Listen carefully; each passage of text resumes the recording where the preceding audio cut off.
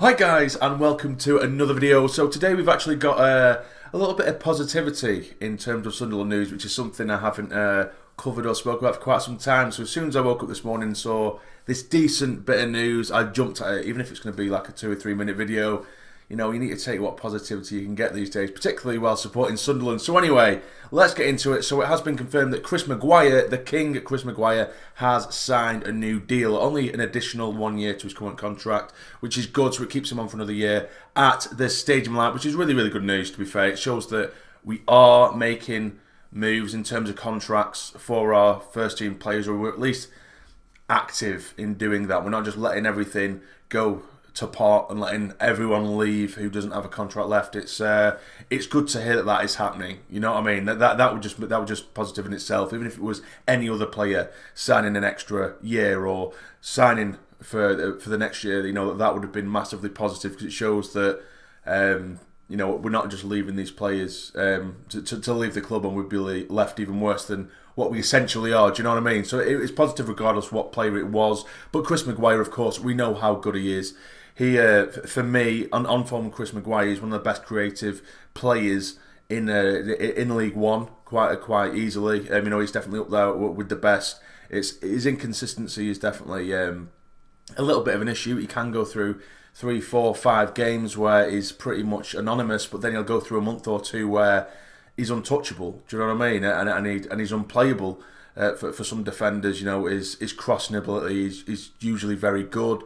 His set piece ability, free kick taking in terms of shooting from a set piece, and he can finish, and he has that little bit of technical ability that I feel like we miss at times. So it's definitely, you know, well, we already know what Chris Maguire brings to us. So yeah, that in itself is very, very good news. But the entire retained list for the 2020-21 season has been released. So we'll just quickly go through that, and that'll pretty much be the video. I just want to try and stay positive today. So that is exactly what we're doing. We're smiling today. For as long as we can anyway. Something will come out which will no doubt annoy me later on regarding Sunderland. But anyway, let's carry on. Let's keep smiling. So yeah, as previously announced, this is from the Sunderland website. As previously announced, John McLaughlin and Tom Flanagan have both been offered new contracts, while under 23 regulars, Brandon Taylor, Jordan Hunter and Benji Kimpioka being a big one for me, have also been offered extensions. 20-year-old keeper Anthony Patterson has also agreed a new deal, which is also very good because he's a promising young prospect there as a goalkeeper. And the club would like to thank those leaving the club at the end of their contracts for their service and wish them the best in the future. So we'll go through the list of players that we have kept who are over the age of 24 as of the 30th of June 2019 and who have been retained or have a contract offer pending. So still contracted to the club, we have Aidan McGeady, who of course is currently on loan at Charlton right now. He's going to be finishing off the championship season with them. I don't know what we'll do in terms of Aidan McGeady. I'm presuming, particularly if Parkinson is the manager who's going to be in charge at the beginning of the season, I think he'll probably sell him elsewhere, and it probably will be for a cheap deal because I think he only has a year left on his contract anyway. So Aidan McGeady, I'm pretty sure he will end up leaving. Charlie Wyke, which is, you know, I'm not massively happy about. Of course, he's still got a contract with us, but I'd rather see him leave, in all honesty. Chris Maguire, of course, which we just covered. Conor McLaughlin, who for me, I think he's a terrible right back, unfortunately. You know, seems like a nice guy, nice enough guy, but he really is a very, very poor right back. And it just goes to show, you know, Luke O'Nien, who is naturally a central midfielder, he's been playing way out of position. And he's played really solid, to be fair, at right back for the majority of his Sunderland career so far. And he's kept someone who is, you know, an international right back. He's kept him out of the squad. And whenever Conor McLaughlin has come in, he's been terrible. And I mean really, really poor. So, you know, it wouldn't surprise me if he ends up going as well, although they might use him as backup. You know, I don't see the point because he really is that bad. But we have John McLaughlin, of course, where an offer has been made. And I hope to God that he signs it. Because I have seen people say, well, at least we've got Patterson. But you can't, you know, it's another case of settling for less. You know, I'm not saying Patterson is a poor goalkeeper. But as of right now, he's not as good as John McLaughlin. Fact. Do you know what I mean? He's not as good. Is he a promising young player? Of course he is, absolutely.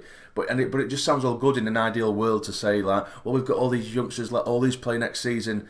we're going to shoot ourselves in the foot if that is the case. Do you know what I mean? Don't get me wrong, breathe them through and bring them through, but give them time to do so and give them bit parts. Maybe I think the way that they did it with Bolly, they handled that terribly because they give them a load of first team starts throughout pre-season, of last season should I say, and then give them 2 or 3 starts or a handful of starts at the beginning, and then they just disappeared for God knows how long. But he did remain around the first team. But maybe just players who you see who are promising, give them the odd start here and there, give them some experience by at least just being around the first team on a match day, on the bench, or just coming on for the final 10 minutes, and just slowly give them more time if they are performing on the pitch. Do you know what I mean? And just do it that way.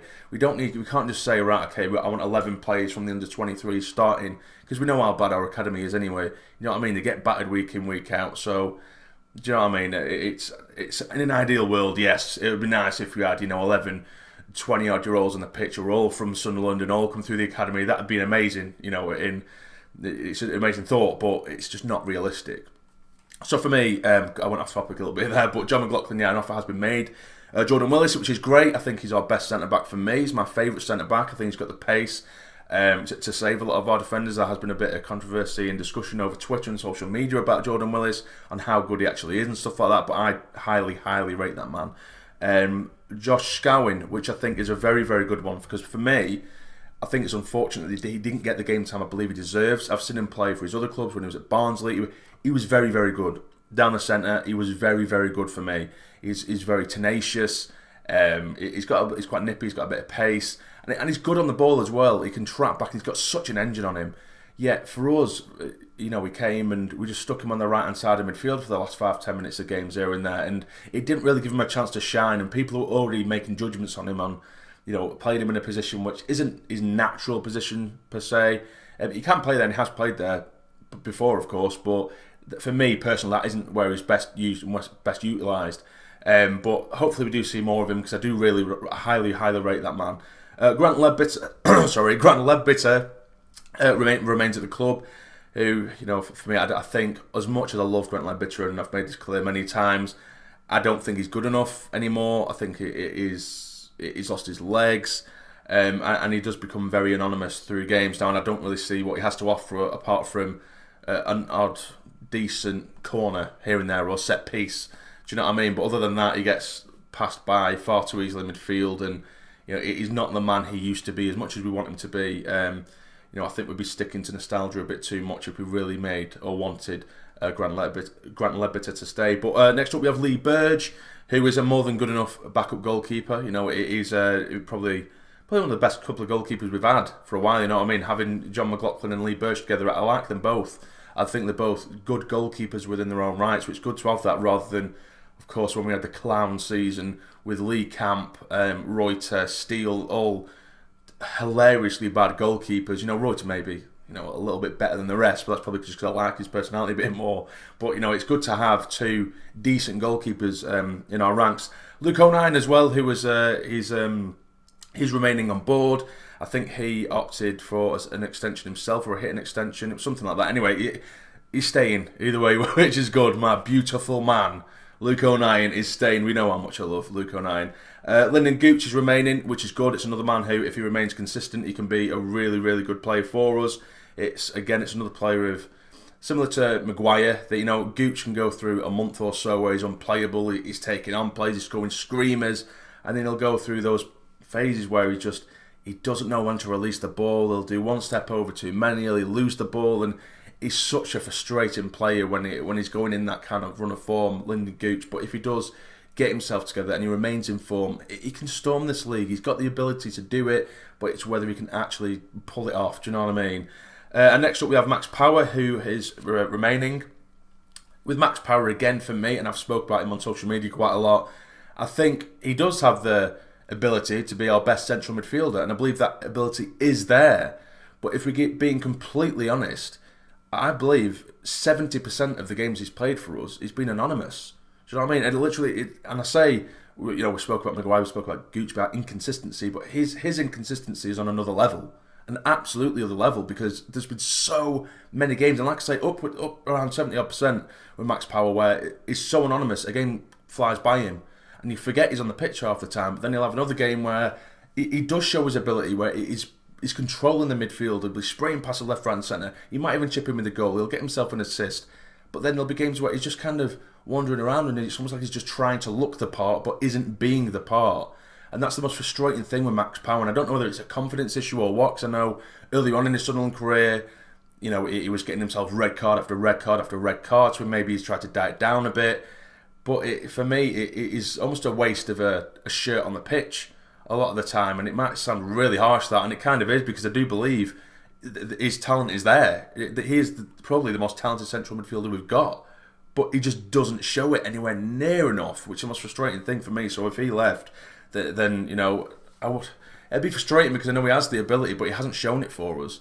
But, you know, maybe he's a backup. I don't know. If I'm just being ruthless at the minute, because of course, if I want us to go up, which I think we should be doing, then we can't be doing that with players like Max Power playing at, you know, 30% of his ability. Do you know what I mean? So I'm just being a bit more ruthless with it, but Max Power is staying. Tom Flanagan, of course, as we know, an offer has been made. I've already discussed that before. And Will Grigg as well, he is staying as well. Now with Will Grigg, I just hope to God we get him off the books, because it's just not going to work out for him, unfortunately. I've kind of lost hope completely with Will Grigg, as I'm sure a lot of fans have. It just hasn't worked out for him, unfortunately, and that's the be-all and end-all of it. I'm not going to sit here and say it's crap, because it's obviously worked out for him at other clubs. He just doesn't suit us. He hasn't performed at all. How many has he scored? Like 3 or 4 goals in the whole time he's been here, whatever it was. And I think one of those were a penalty. You know, it just doesn't suit us and our style of play. I mean, we could argue that our style of play is wrong in the first place, and if you have someone like Will Grigg, you should probably adapt to it, and that's what I've screamed for. But even when we do or have changed our formations and systems, he just, again, it's another one who just seems like a bit of a deer in the headlights, and he doesn't really get involved as much, and he just seems quite lazy. And you know, I just don't think he's up to the task, unfortunately. So I think Will Grigg, I hope we do actually just get him off the books and sell him. But now, of course, we do have all the players that are under the age of 24 as of the 30th of June 2020 who have been retained or have a contract offer pending as well. So we have Patterson, which we mentioned, Mumba, of course, which is good, very, very good. Benji Campioka, we know that an offer has been made, which is great, and I really hope he accepts it, because I do like Benji. Brandon Taylor as well, who seems like a decent prospect. He's got an offer made for him. Kieran Dunn, Cole Kiernan, Daniel Jones, Daniel Neal, Denver Hume, which is very good. Elliot Embleton as well, which I'm really happy with. I actually forgot to mention Elliot Embleton in the previous video. You know, I was saying that I don't think Robson is good enough. I think out of the main sort of youth players that have come through in recent times, Elliot Embleton has been the one that I've been screaming for, and I really, really hope to God that next season he gets play time, because I really, really know, and I've seen, I'm sure a lot of you guys have as well, or potentially anyway, seen how good this lad can be. Elliot Embleton, for me, is an absolutely cracking player in the final third. You can play him in the centre of midfield, or you can play him you know, just behind the striker, maybe push him out on the wings or what have you and do bits and pieces there. But if you give him a sort of free roll ability across the front three or just behind the front three, it can be a nightmare for defenders, because he's so creative on the ball, he's so nifty on the ball, and technically great, he's brilliant on the ball. And I really, really like him, so I just hope he is given a chance next season. You've got, of course, George Dobson as well, who I think, as a young lad, he will only improve. He was shown in bits and pieces how good he can be. Of course, a bit like Max Power, there were games where it would pass him by a little bit, depending on how the team are playing as a whole. But he was starting to come into his own, I believe, a little bit in the centre of midfield towards the back end of everything last season. And then we do have the whole list of youngsters as well, but none of them massively notable. But basically, I think the thing is here, what we could take from it, only 1, 2, 3, 4, 5, 6, 7, 8, 9, 10, 11, 12 players have been kept on over the age of 24. 2 of them, obviously, have had contracts offers been made, but that isn't guaranteed. So it's 11 or 12 players. That's not a lot. That is not a lot whatsoever. That really isn't a lot. So we're going to be starting off the season basically with 10, 11 first team players. Of course, we do have some that are a little bit younger, like George Dobson and Hume as well. So we'll say probably on average we have about 13, 14 first team players. And you can argue that a lot of them aren't good enough to go for promotion. So we are way off it right now. And the more worrying thing is than that is that 1, 2, 3, 4, 5, 6, 7, 8, 9, 10, 11, 12, 13, 14, 15, 16, 17, 18 youth players have been released. So we've got a bare youth squad right now, and an even barer, if that's a word, first team squad as well. So it's not, you know, I think now, rather than looking at that as a complete negative, I think we've set ourselves up for a position of a real good rebuild here. Probably the best opportunity in quite some time. There will be a lot of free agents out there if they do want to do it in a, you know, in a sort of money-saving way, which is undoubtedly is the way of Stuart Donald anyway. Either don't spend or save as much as humanly possible. That is the Stuart Donald way. So now is a really good opportunity to rebuild. If you want to look at it in a positive way, that is the way I would look at it. We have got a bare squad, but there's going to be so many other teams that are worse off than us, financially and stuff like that as well, who are going to need to ship out maybe some of their best players from the lower leagues that we can maybe try and attract to the stadium light. And that in itself is quite an exciting prospect, and we could maybe assemble a team that's capable of at least winning League One or getting promoted from League One by doing that, doing that exact thing. Do you know what I mean? And so if we try and look at it as positive, which is something I just haven't managed to do, being a Sunderland fan for quite some time, that's probably the best positive we can look at. It's a really good opportunity to rebuild, but will Stuart Donald do it?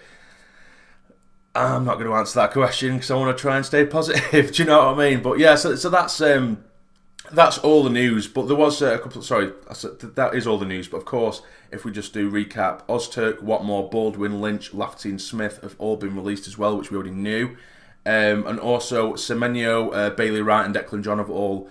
Their loans have all ended, and of course I did forget to mention Bailey Wright in last video. I was reminded of that. Bailey Wright for me, obviously is out of contract now. 100% offer him a contract, lads. Do you know what I mean? When he's fit, he's our best centre back. He is our best centre back, or at least he's on par for me. I know a lot of people really rate Wright higher. Than Jordan Willis, but I'm just a massive fanboy of Jordan Willis. I really do think he's a real class act, and he can do a job in the Championship. And Bailey Wright has done a job in the Championship, but for me, obviously with Bailey Wright, when he wasn't injured, you could see that quality and that class was there. But you know, I think we need to be a little bit more, not honest, but with Bailey Wright, if you look his first game or two, or at least his debut, he was horrendous. He was terrible. He had a nightmare of a debut, and then he played 3 or 4 games where he was very good, and then he was injured, and now people hail him like he's some kind of legend, which is, I just think it isn't just. It's not justified. Do you know what I mean? Don't get me wrong. He played 4 games out of 5 that were really decent performances, but let's not go overboard and, you know, brand him a legend or say he's the best centre back we've ever had or whatever, because he's not. Do you know what I mean? But I can see why people do like him, and I do really rate him as well. He just isn't this, you know, Maldini figure that some people seem to give him the title of. But yeah, I absolutely 100% would want Bailey. Of course, we're not daft. I think it was just this worship theme that I've seen on social media of Bailey Wright. I just found a little bit strange. Do you know what I mean? So I thought I'd nip that in the bud. But yeah, of course, I'd like to see Bailey Wright come back. I think that'd be great. Willis and Wright, and then obviously try and look elsewhere, because we need to strengthen all over the place, which it's quite exciting in that sense. But whether we'll actually do it, that remains to be seen. But anyway, I've gone way over time. I thought this would be like a 6-minute video, and I have not shut up. But if you have enjoyed somehow, please hit the like button for me. It'd be massively appreciated. And subscribe to the channel if you're not already, to become a fully fledged member of the Sarny Army. But for now, you take care, stay jamming.